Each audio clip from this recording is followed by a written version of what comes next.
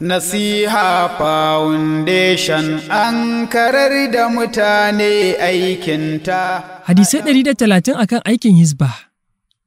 Umarni da kyakkyawa da hani ga mummuna. Babi na 2. Hadisai game da matsayin aikin umarni da kyakkyawa da kuma hani ga mummuna. Hizba da kuma kwaɗaitarwa akan aikin. Hadisi na 9.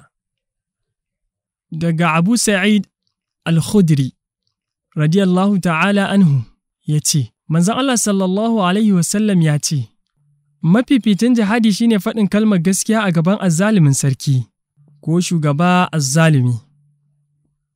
Abu Dawud da wasunsa ne suka rawaito. Darussan da ke cikin wannan hadisi. Na 1. Muhimmancin faɗar gaskiya ta hanyar yin umarni da kyakkyawa da hani ga mummuna ga shugabanni.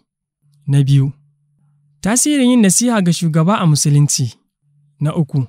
Gyaruwar shugaba daidai yake da gyaruwar al'umma baki ɗaya, haka nan lalacewarsa. Nasiha Foundation an karar da mutane aikinta, a ɗabbaka umarni da hannun ta'ala shi ne burinmu. Nasiha Foundation an karar da mutane aikinta.